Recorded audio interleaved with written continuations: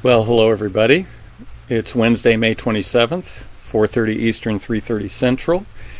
I'm Hank Linderman. I'm your host here at Getting Angry, and every day we talk about getting angry. You don't have to lose your damn mind. You use your anger to fuel your determination and to get your focus together, because boy, the world is in a mess and it needs us to step up and be part of fixing things, okay? So I'm your Democratic nominee for Congress here in Kentucky's 2nd District. And you're looking, by the way, at the Devo store where you can pre-order your own special pandemic face shield. Only $50. Well, I'm a Devo fan, so that might be money well spent. Anyway, here I am. Hi, Barbara. How are you? I'm here at the lake. And it's raining, so I hope the noise of the rain is not going to be too extreme. And I'm calling today's episode One Bad Decision After Another, because that's really the story of this administration. They are uniquely... they've made the worst decision possible so many times in a row, delaying dealing with the pandemic, just Trump suggesting that you use bleach inside your body. It's just a problem. They are uniquely untalented in managing this thing. Hi, Mark. I'm so glad you're here. Well, look, let's get to our discussion. But before we go too far, I really do want to ask you if you're watching. Hi, Barbara. Hi, Mark. Everybody else who's watching. Hi, Carolyn. So right now, reach down and look as you're looking at this, and you'll see an option to share. Click on that, and then you get the option to start a watch party. Do that. That really helps us spread our numbers out. We're pushing 1,000 views of these videos, and just a few weeks ago, we were at about 250. So that's really, really helpful, and if you all don't mind doing that, I'd really appreciate it. So let's start with our numbers. So remember, we said we weren't going to go over 100,000 on Memorial Day, but that the weekends always are funny about numbers. Well, look at that. We apparently went over with plenty of room to spare yesterday, Tuesday. Hi, Roy. Glad you're here. And hi, Nancy. We always question these numbers on the weekend, and just to show you, the day before we had numbers of like 500, and then yesterday apparently 774, so that we went over the 100,000. But then let's look at today, and this is only a partial day because we haven't completed the full 24 hours, and we're already significantly over what we've been seeing the last couple of days. So I think some malarkey has been going on. President Trump is all about symbolism. He won't wear the mask. He really did not want 100,000 deaths to show up on Memorial Day, whatever. 100,000 people did die. And it's a tragedy. Let's look at Kentucky. And Kentucky from yesterday only added 3. But I also want you to notice Alabama is having a bit of a surge, and we're going to talk about that in just a moment. First, let's talk about the 80-20 rule. And this is a discussion in Forbes magazine. So it's a pro-business source, and they're wanting to use the 80-20 rule. If you're not familiar with the 80-20 rule, it goes something like this: 80% of the work takes 20% of the time, and 20% of the work takes 80% of the time. Or 80% of the work takes 20% of the budget, and 20% of the work takes 80% of the budget. Anyway, you apply this 80-20 rule, and it's surprising how often it comes out true. Anyway, what they're saying is that if we focus entirely on staying safe, we are going to kill the economy, and that is true. So they're arguing for some balance. Now, of course, balance is one of the most difficult things to achieve. If you achieve balance, it's only for a brief period. As soon as you do achieve it, it's already starting to move again, and so you'll need to readjust.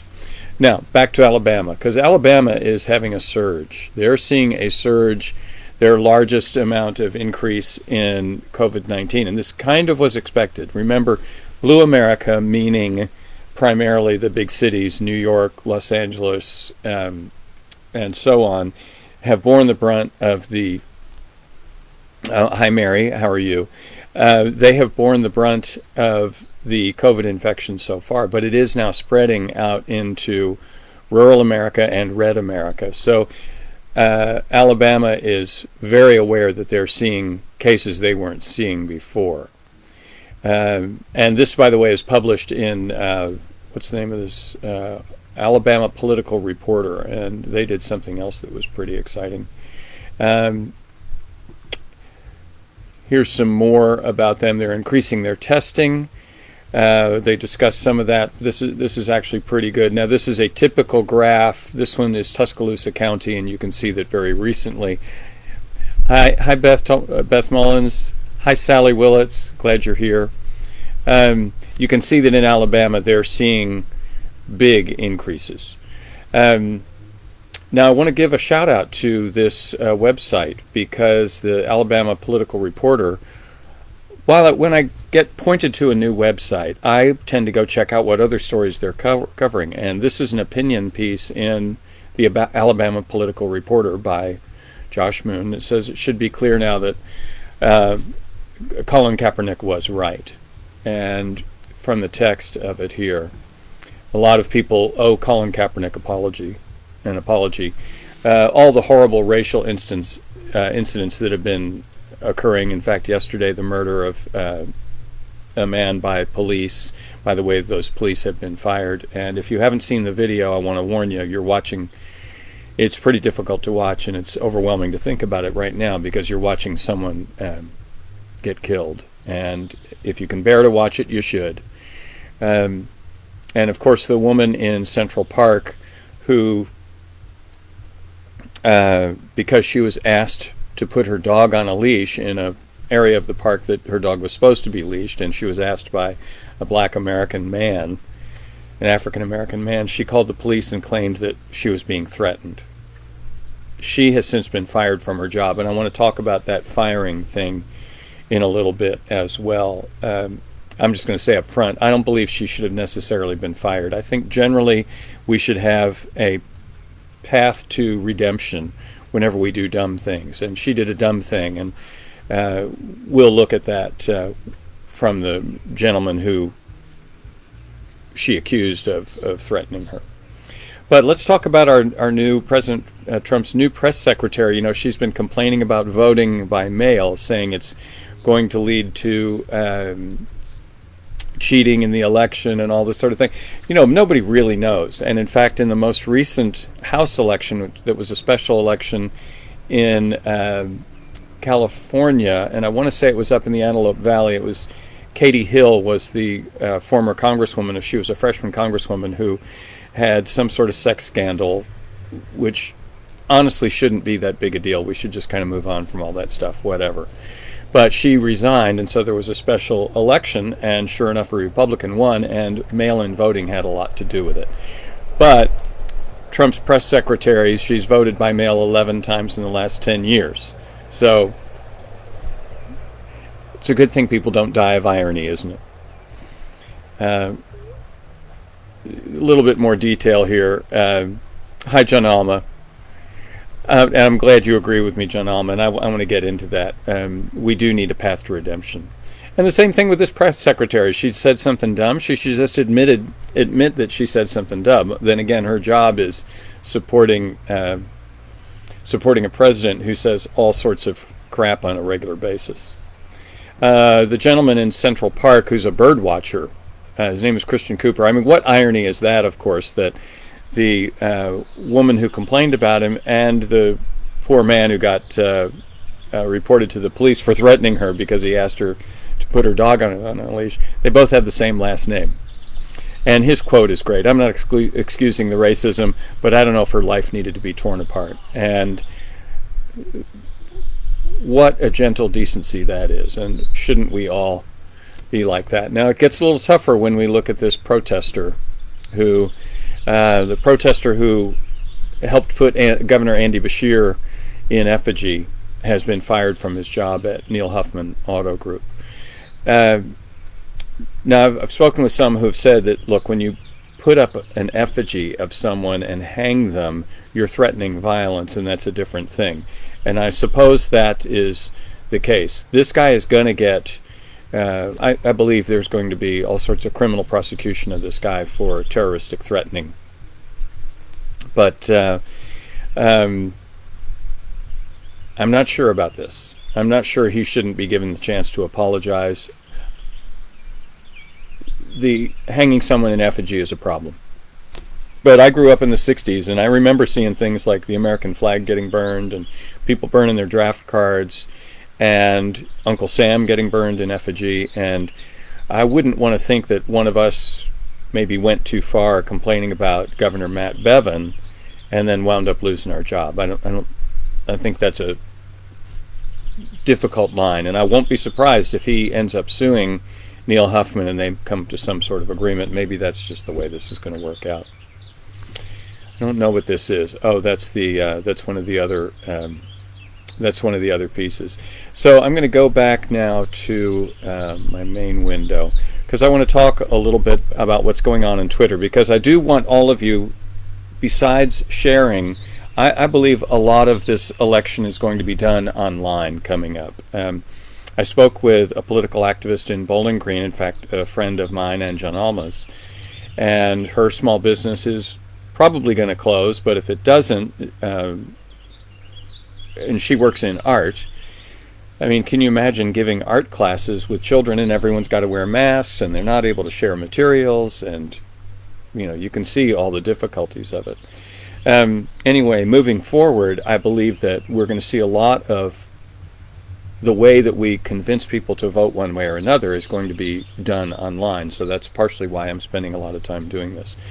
And President Trump, of course, I wonder if I'm going to be able to find this. He has threatened.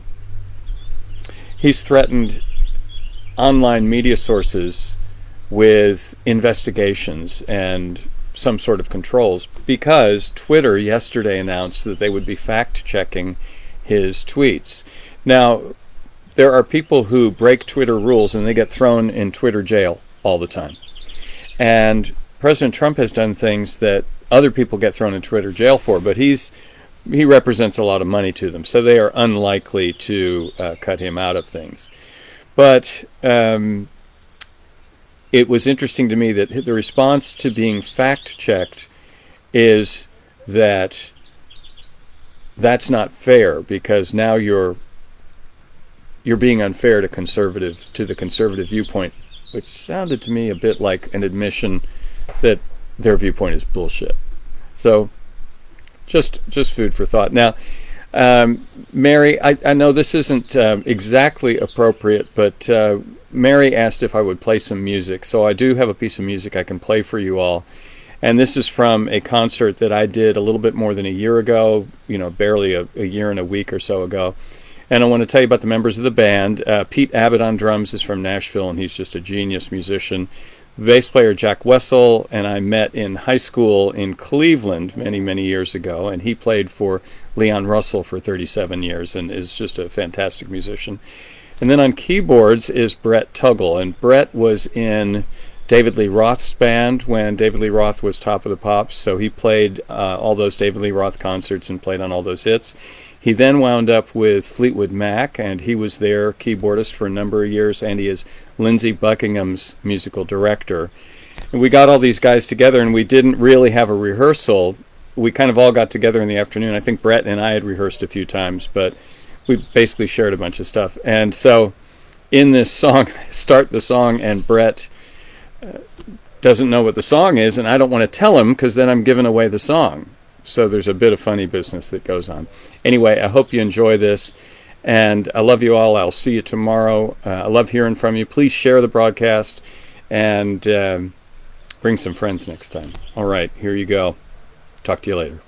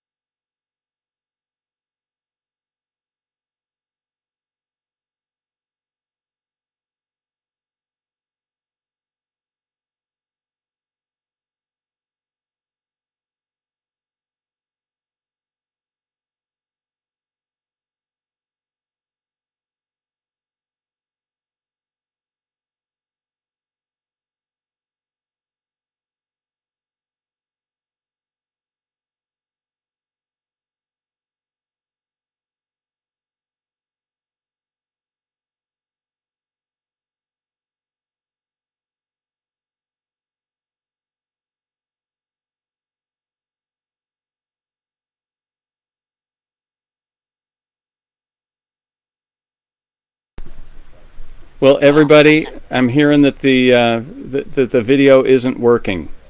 Oh well. I'll try this again. I'll try this again tomorrow. Sorry about the technical difficulties. I think what I'm going to have to do is download the video and then play it directly. Anyway, I'll talk to you all tomorrow. Sorry about that. Bye. Hey Hank. Yeah. All that